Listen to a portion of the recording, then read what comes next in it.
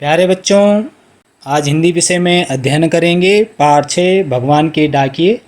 यह एक कविता है और जिसके कवि हैं रामधारी सिंह दिनकर।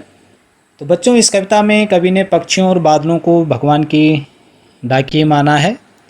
यह कहना चाहा है कि यही हैं जो मुक्त भाव से एक स्थान से दूसरे स्थान पर जाते हैं और ये ईश्वर के संदेश को एक स्थान से दूसरे स्थान तक पहुंचाते हैं।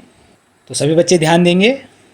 पक्षी और बादल ये भगवान के डाकिए हैं जो एक महादेश से दूसरे महादेश को जाते हैं।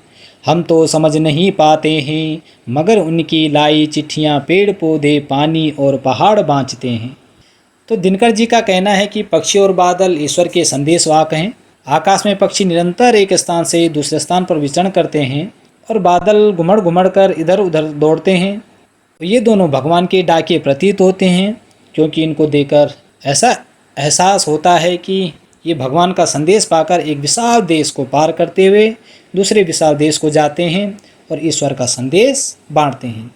और कवि का मानना है कि हम अपने आप को अत्यधिक विद्वान समझते हैं और पेड़ पौधों आदि को जड़ तथा बेजान कहते हैं, जो हमारी मूर्खता है। तो बच्चों, वास्तव में पक्षियों व बादलों द्वारा जो संदेश एक स्थान से दूसरे स्थान तक पहुंचाया जाता है उसे मनुष्य समझने में असमर्थ रहता है, क्योंकि उनकी भाषा हम नहीं समझ पाते।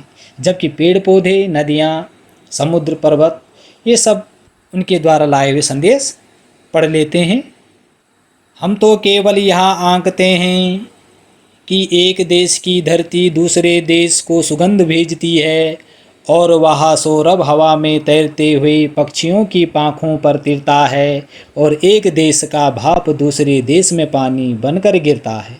तो बच्चों, कवि का कहना है हम तो सभी जान पाते हैं कि पृथ्वी एक प्रदेश के फूलों की सुगंध बिना किसी बाधा के दूसरे देश को जाती है या पहुंचाती है। यह सुगंध एक मुक्त हृदय में जो प्रेमयी संदेश की भांति पक्षियों में उड़ते पंखों के सहारे सर्वत्र फैल जाती, सब जगह फैल जाती है। तो बादलों के रूप में एक देश का पानी भाप बनकर उड़ता है और दूसरे देश में जाकर बरस जाता है। तो यहाँ पे इस पद्यांश का आशय यह है कि पक्षी और बादल एक देश से दूसरे देश में बिना किसी वैर भावना के, बिना किसी राग द्वेष के मुक्त भाव से जाते हैं। और यही भगवान का संदेश है कि विश्व एक है, सबके लिए हैं, हमें किसी के प्रति भेदभाव नहीं करना चाहिए। मनुष्य ईश्वर के इस संदेश को समझ नहीं पाता है। तो प्यारे बच्चों, आज हमने अध्ययन किया पाठ 6 भगवान की डाकिए और यह कविता थी जिसके कवि हैं रामधारी सिंह दिनकर जी। और सभी बच्चे इस कविता को पढ़ने का अभ्यास करेंगे और इस कविता को कंठस्थ याद अवश्य करेंगे।